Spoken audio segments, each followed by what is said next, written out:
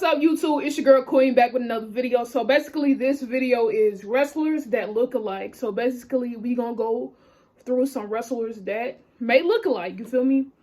So that being said, like, comment, subscribe, hit that notification bell, y'all. Please watch some of this video if you can. And I'm gonna try to be more active, man. But yeah, y'all, this video is pretty long.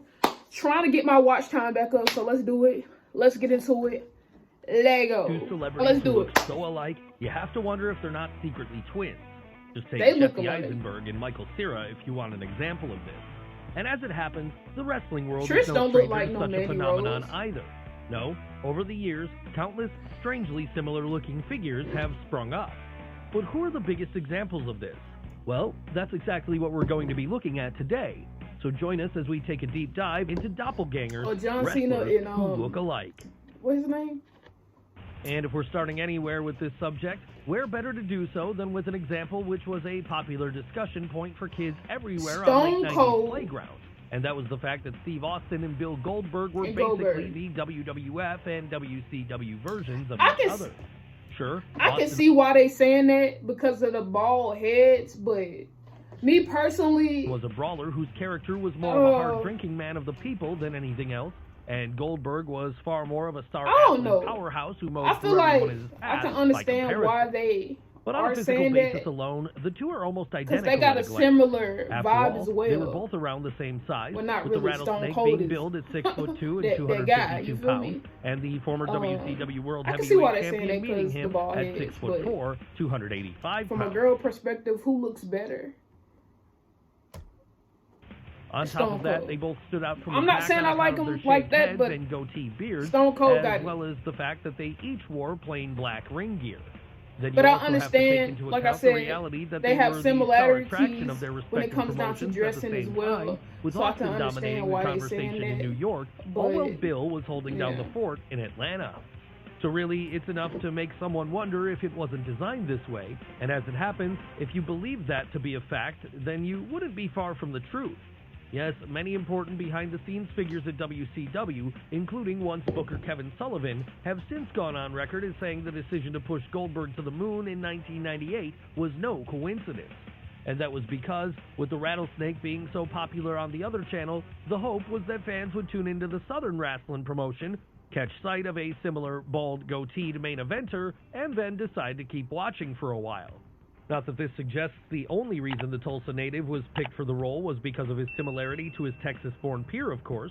No, Bill was a hugely charismatic guy in his own right, and so when fans did tune in, they usually stuck around for the long haul on account of how magnetic a figure he was. And this is exactly why the schoolyards of the world during the turn of the Millennium period were filled with conversations about who was the better of the two, with some arguing for Austin and others insisting it was Goldberg instead. Hell, maybe one day those kids thought at the time we'd even get to see the two face off in the ring together so the argument could be settled once and for all.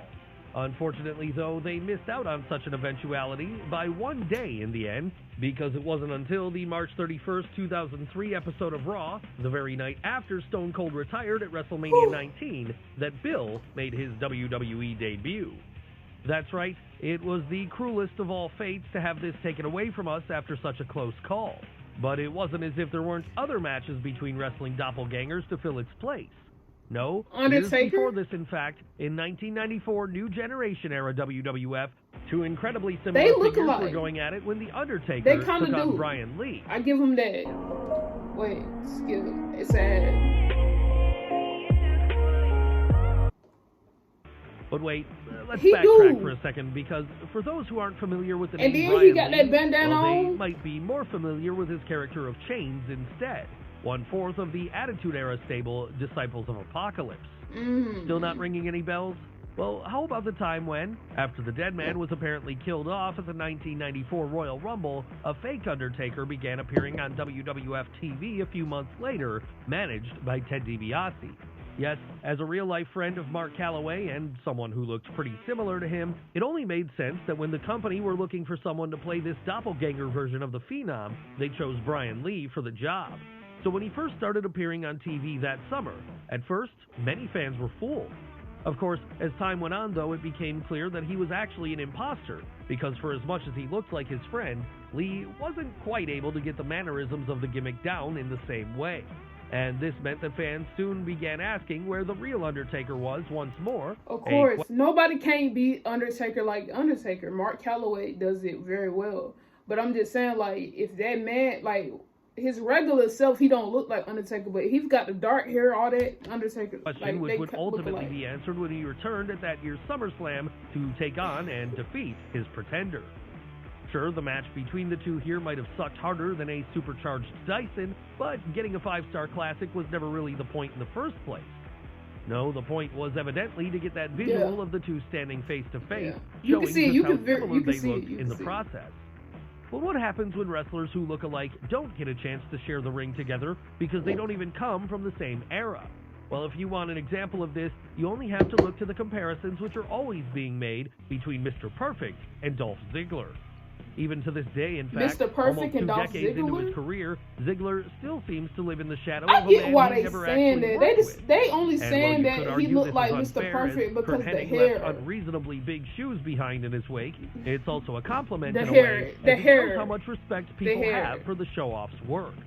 After all, Hennig was one of the greatest in-ring workers of all time. A man who could be plucked right out of the 80s and placed into the modern day. I can see why they say it. Still being better than half the people. Other than that, I don't see it. So for someone to put Dolph in the same category as this, then, is a testament to just how good he really is. And it's not an incorrect comparison either, as the two have a very similar style, one which focuses on high work rate, flashy yet crisp maneuvers, and the ability to bump like an absolute boss. On top of that, they also look remarkably alike, a fact which has been pointed out by numerous people over the years. Yes, with their matching bleached blonde hair and similar physique, at a glance, Ziggler could almost be mistaken for the son of Hennig. Does this make it ironic that the show-off has shared the ring with Mr. Perfect's actual son, Curtis Axel, on a number of occasions? Yes, and we're sure they had a good laugh about this behind the scenes, too. But they're likely not the only people who've had a laugh about their similar appearances in recent years, as the WWE Women's Division currently features 2 stars who could easily play the role of sisters. Who are we talking about here? Why, Liv Morgan Bliss and Alexa Liv Morgan, of course. Yeah. Need any evidence that this is the case? Just take a look at that. If you do that, then you'll see that with their long blonde hair and alternative style, they're pretty much the same person in the right light. Yes, there are differences, but not many, because with both being on the shorter side, 5'1" and 5'3" respectively, and both having similar styles in the ring, it would be easy to confuse the two if you were channel flipping. And even if you did stay tuned in after that, it might still be a little confusing for the uninitiated, as the pair have had pretty similar characters at points in their careers too, with Bliss often playing the bratty mean girl, and Morgan usually playing a similarly pixie-esque figure, albeit one on the babyface side of the equation. Hell, in recent months, there's even been speculation that the two will eventually end up in a stable together. If they wasn't tag team, I would have been like, yeah, I could understand. It was at one point rumored that she was being set up to join Bray Wyatt's new group. Of course, if she does that, then it would only make sense Alexa would join her as well, as she already has a standing relationship with Wyatt, one which Bliss would no doubt be looking to exploit upon his return to action. One person Bray will sadly no longer be able to add to his ranks, however, is his former friend and stablemate Brodie Lee. And that's because Lee tragically died in December of 2020. Prior to this, though, he was a beloved figure in both WWE and AEW, in large part because of how much he felt like a modern-day incarnation of Bruiser Brody. That's right, with his ragged long hair, worn-down-looking vest and jeans, and brawling in-ring style, Brodie Lee was getting comparisons to the territory star as far back as his early days in the industry when he worked for the likes of Chikara. And these comparisons would only gain more traction once he went to New York and was renamed Luke Harper, as there, with a bigger audience than ever now watching him, more eyes were opened up to the similarity between the two figures. After all, back in the 80s, they saying that because of the facial hair on the territory circuit for a reason, and that was because of his no-nonsense in-ring style. It's the hair, and this was certainly a style which was aped by his more modern counterpart during the 2010s, so much so that it felt like it had to be purposeful. In fact, many people to this day still believe the name Brodie Lee was a deliberate tribute to Bruiser, though in actuality, this wasn't the case. No, while John Huber, the man behind the gimmick, was certainly a fan of the old school star, his name actually came from a combination of his favorite movie character, Brodie Bruce from Mallrats, and the actor who played that role, Jason Lee. Still, it's easy to see why people were confused by this. As the two looked and acted so similar in the ring, it often made fans wonder why Luke Harper wasn't getting pushed more during his time in WWE. And sadly, there would be one final comparison between the two, as they both died before their time, with Brodie Lee passing away as a result of an unspecified illness not long after signing with AEW at the age of 41, and Bruiser Brody being murdered in a backstage brawl in Puerto Rico back in 1988 when he was just 42. Yes, sometimes even in death, two people can show similarities. But even if they both left us tragically, their legacies continue to live on as they serve as inspirations for those who came after them. Of course, there are still many living examples of inspirations in wrestling, and given how big of a deal Trish Stratus was in paving the way for every WWE women's wrestler after her, it's hard not to believe some of her work helped to inspire her own modern doppelganger. Let's see. Okay, let's see, man. I'm not gonna lie, I ain't gonna hold you. All right. The lips.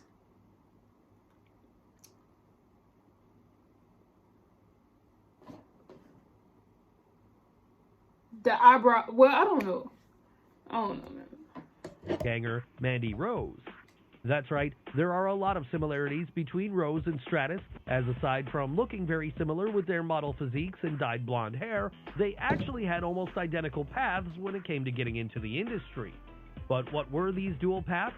Well, as their looks suggest, I'm gonna say it's similar. It's a little bit. Models, with them not all taking the part way, in various competitions. A little bit, but not all the way. Usually scoring well. Then, when the world of pro wrestling came knocking, they each had to start off at the bottom, basically playing the role of the beautiful blonde, someone who wasn't exactly expected to be a star worker in the ring.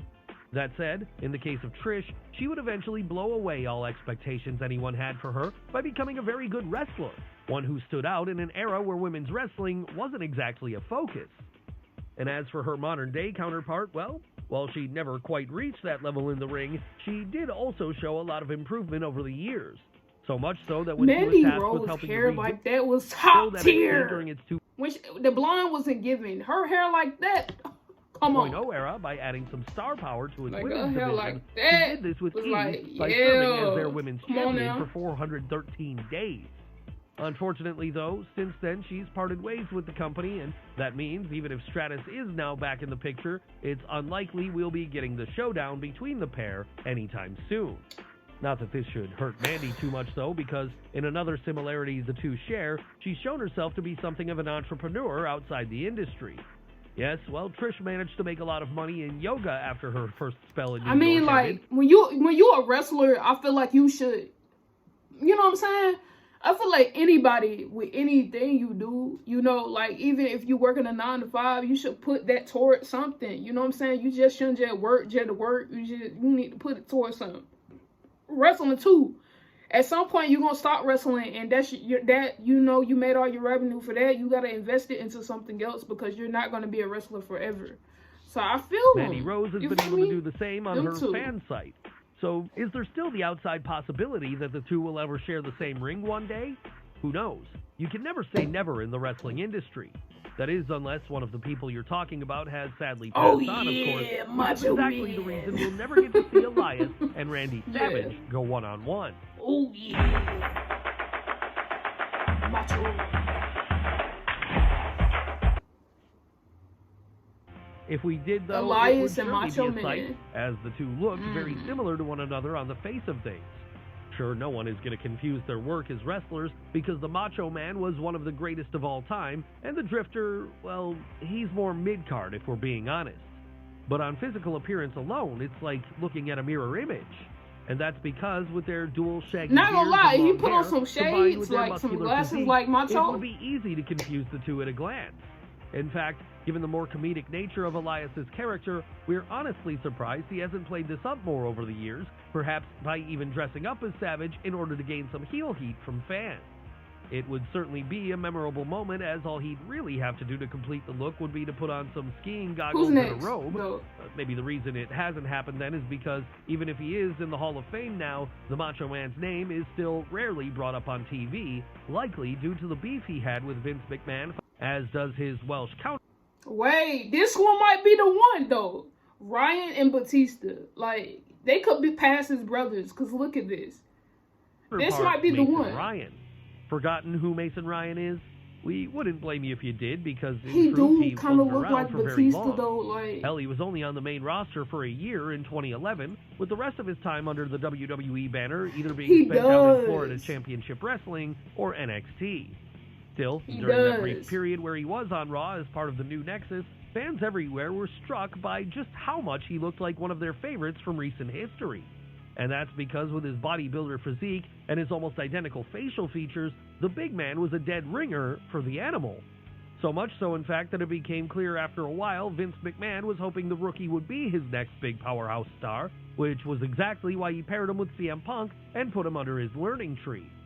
Unfortunately, though, once the voice of the voiceless dropped his now famous pipe bomb and kick-started the second summer of Punk, the new Nexus were left in the dirt, and as a result, Mason Ryan would go forgotten. At this point, he does because look like sadly Batista. He appears to have retired from the industry altogether, and all right, instead, next y'all. Obvious difference between them. Yes, just look at a picture of Big Match John and the former primetime player and tell us they don't look almost identical. They kind of do look alike, though. Skin color aside.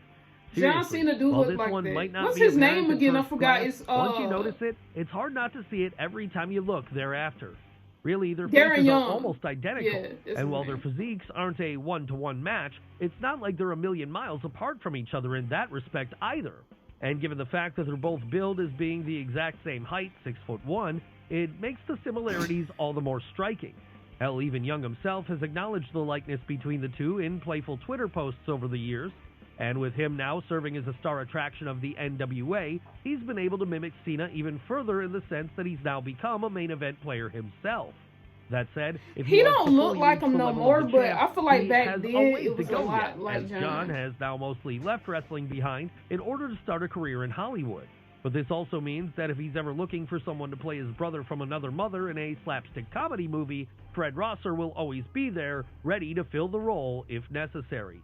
When it comes to our next two subjects of the day, though, they don't need to play brothers on screen in order to highlight their similarities, because they actually are siblings. Why are we looking at the Usos right now? Yes, that's right. We're talking about Jimmy and Jay Uso. Of course they look alike. They twins, man. Now, we know this one is technically cheating, as the Usos are legitimate identical twins, so it's pretty obvious they look alike. But that doesn't mean they don't qualify for this list. Okay. Because like with other okay, why you didn't put Bellas in it then? They've been able to use this in storyline over the years. How have they done so? Well, sometimes it's been through a bit of in-ring twin magic, something used in order to help them get a screwy win. And when it hasn't been used for the purposes of scoring a victory, the doppelganger nature of the pair... Jay! ...has been used to play up storylines as well. Take, for example, the time when Jay had his main event run against Roman Reigns in the autumn of 2020. Jay gonna have to bring his ass right on back here to WWE. I don't know what you thought you was doing. But over the course of one, Lee worked better as a unit.